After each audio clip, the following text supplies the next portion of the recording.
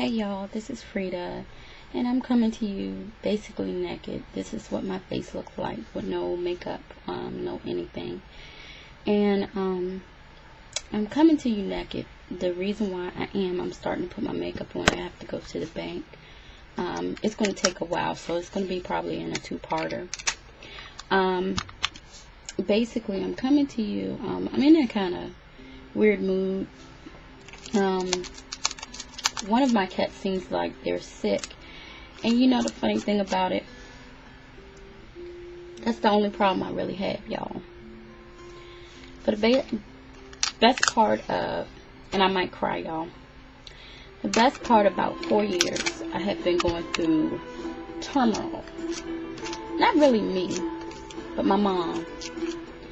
And to see her go through this, she had a stroke.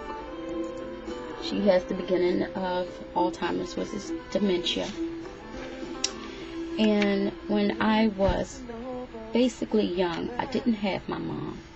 What I mean by emotionally, because my mom was a battered woman. And mentally, she couldn't give me what I needed, because she was so busy trying to defend us from my father. And she's been through hell. My mom been working since she's been 16 years old. And so we never really had a close relationship. I had my daughter at 21. I finished high school. But she was kind of disappointed in me because I was supposed to go to fashion school. That's why I love clothes. And I change clothes. I take them apart, and I can sew. And I can knit, and I can do so many other things. And she was very upset with that. So that was the first disappointment I ever did in her life. Except for one time I stole $20 and she beat my ass. But I never stole from her ever since then. But I finally got my mom, I'll say when I was 23. When I first got married to my first husband.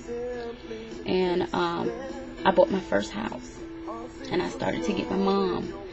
Meaning I could talk to her personally and mentally and get on that level with her. She started to tell me about things in her childhood, funny things about going to dances with my aunt, and she couldn't dance, so she had to stand up against the wall. And that's funny because I can dance, and I love to dance, and it's funny because I get that from my father. But a lot of you are going through a lot of things, and I'm trying to reach out to y'all, and I want to reach out to y'all.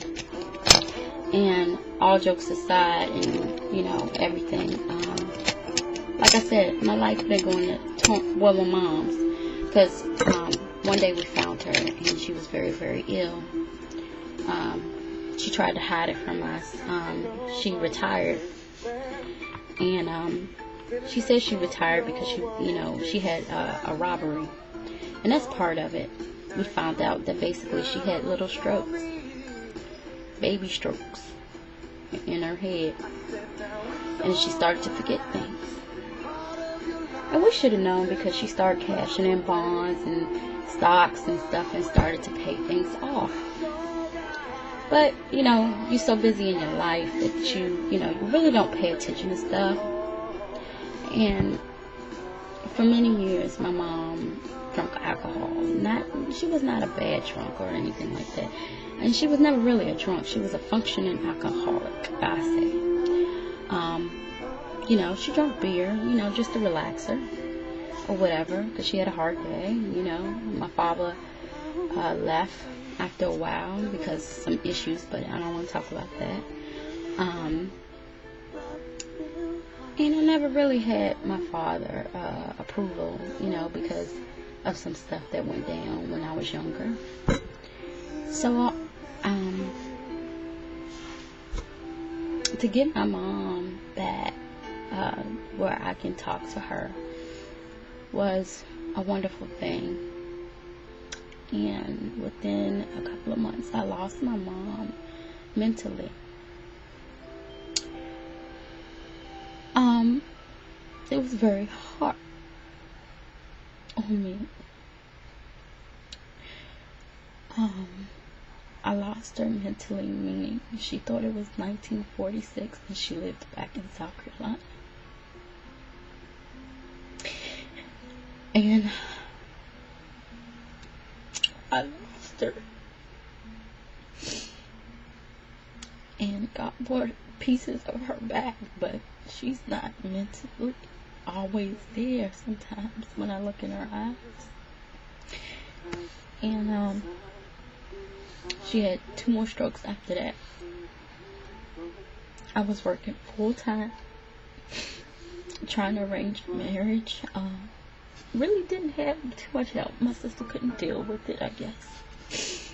And I was angry at her. I carried a lot of anger and resentment because I basically was the baby of the family. Didn't really have that connection that my sister had with my mom. So, to get that connection with my mom and basically lose it was very hard for me, y'all. And I was, civil rivalry. You're jealous of your sibling to have something that you never had. And, to feel like I'm taking over, and I had to, man up. And basically, I had no time to think. I had time to react. Y'all, I had to take days off of work. I had to worry about me losing my job. I basically took care of my mom's finances, her house and everything. I had a young lady, and if you out there, oh my God, I had pity on you because you know not what you do. You stole from a woman who basically, was nice to you. And I had someone steal from her. And this is where the guilt comes in. I called my mom and asked her, this was after her first stroke, and I asked her, did you give this lady checks or whatever, because it's quite a bit of money missing from your check account. Well, she tells me, no, she didn't do that. What are you talking about? And my mom's a stickler. She knows who she gives money to. I'm gonna tell you that. To this day, she knows who she gives money to. So, that being said, I came home early because I was so upset. I had to go to the police station, and I gave them all the information. I'm going to tell you, I can get on the internet and know your whole business, your whole life. With one stroke, I can look you up. Put it that way. And basically, this person that I'm going to have forgiveness in my heart lived a couple of doors down, and she was stealing from all of the elderly people in the complex. And we kept my mom home, like 20 minutes before a nurse came. And the nurse was beautiful to us and to our family. And she really loved my mom and took care of her. But that time, my sister was supposed to be there, and sometimes she, was late or whatever. Well, this person took advantage of that, watching our time schedules and whatever, and they took money from her. Well, I asked my mom about the money being taken, and all of a sudden, the left side of her face started to go down. And I said, Mama, why you look strange? The next thing I know, she said tingle in her hands. And they went numb. The next thing I know, my mom's leg stretched out and it wouldn't bend back. I'm running out of time on this one, so I'm going to continue another one for you.